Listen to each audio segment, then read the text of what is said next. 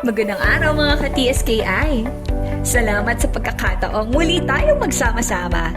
At higit sa lahat, salamat sa Panginoon sa panibagong araw at buhay na Kanyang ipinagkaloob sa atin.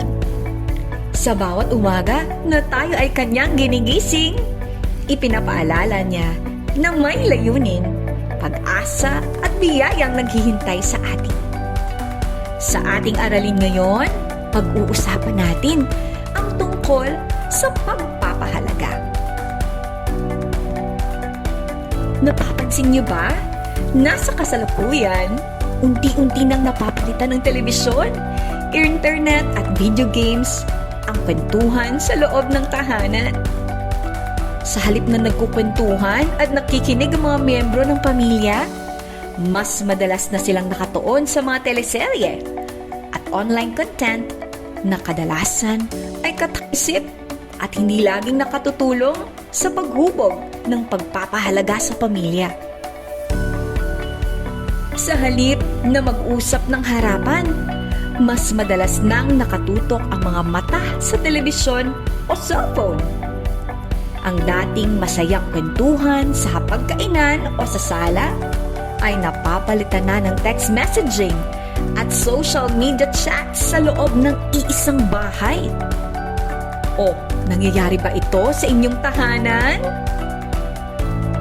Ang tahanan, alam niyo ba, ay dapat na pangunahing lugar kung saan natututunan at isinasabuhay ang mabubuting pagpapahalaga o values tulad ng pagmamahal, respeto at pagkakaunawaan. Ngayong araw, ating pakinggan ang kwento ng isang magulang na labis ang pag-aalala dahil napapansin nilang unti-unting nasasanay ang kanilang anak sa pagsisinungaling. Dahil dito, naapektuhan hindi lamang ang tiwala sa loob ng pamilya, kundi maging ang pag-uugali at kinabukasan ng kanilang anak. Isang araw, nakiusap ang mag-asawa sa guro ng kanilang anak na teenager dahil ito ay madalas nagka-cutting classes at nagsasabi ng iba't ibang kasinungalingan sa kanyang teacher.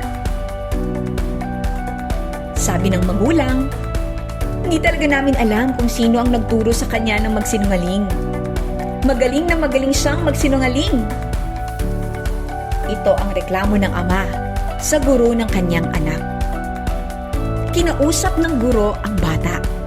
At doon ay inamin niya na totoong lumiliban siya sa klase at gumagawa ng iba't ibang palusot na pawang kasinungalingan lamang.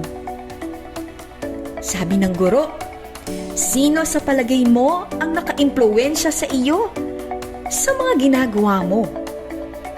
Sagot ng estudyante, "Ang tatay ko po." Nabigla ang guro sa kanyang sagot.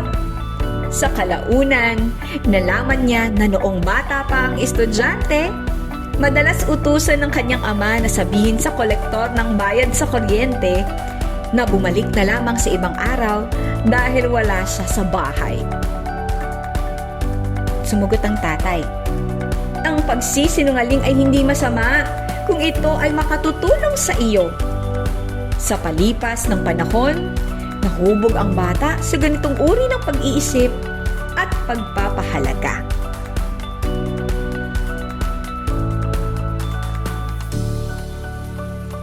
Isang mahalagang tanong, sino nga ba ang tunay na dapat sisihin sa kinahantungan ng batang ito? Mga ka-TSKI, atin pong pagnilayan. Ang bawat pamilya ay may kanya-kanyang pinapahalagahan at itinuturong mga values. Mahalaga ang pagmamahal at pagkatakot sa Diyos, paggalang sa isa't isa, pagtupad sa pangako at pagsunod sa tamang oras at tamang disiplina. Ang sistemang pagpapahalaga na natutunan sa tahanan ang nagbibigay ng gabay sa tanong na, ano ang tamang gawin? Sa ating paglaki, hindi lamang pisikal na katangian ng ating mga magulang ang naipapasa sa atin, kundi pati na rin ang kanilang mga pagpapahalaga o values. na humuhubog sa ating pagkatao at pagdedesisyon sa buhay. Alam niyo ba na natututunan ang mabuting asal unang-una sa loob ng tahanan? Ang paggamit ng magagalang na salita tulad ng po at opo, salamat at sorry o paumanhin ay tanda ng magandang asal. Ang kagandahang asal ay dapat isabuhay, hindi lamang sa tahanan, kundi saan man tayo naroroon. Bilang Kristiyano, ipinapakita natin ang kagandahang asal sa pamamagitan ng pagmamahal, paggalang, at siyempre, malasakit sa kapwa. Sa kabuuan, ang tamang pagpapahalaga ay mahalagang gabay upang magkaroon ng maayos, masaya at makabuluhang buhay. Kapag natutunan nating biglang halaga ang Diyos, pamilya, oras at kapwa, mas nagiging matatag ang ating relasyon at mas nagkakaroon ng tunay na kagalakan sa puso. Alam niyo ba, ang mga bata sa ngayon matatalino at maaalahanin. Naalala nila kahit ang maliliit na pangako, kaya't mahalagang tuparin ang bawat binitawang salita upang magkaroon sila ng tiwala at magandang halimbawa. Ang tunay na yaman ay hindi lamang nasusukat sa pera o material na bagay, kundi sa pagmamahal, oras, paggalang at malasakit na ating naibibigay sa iba.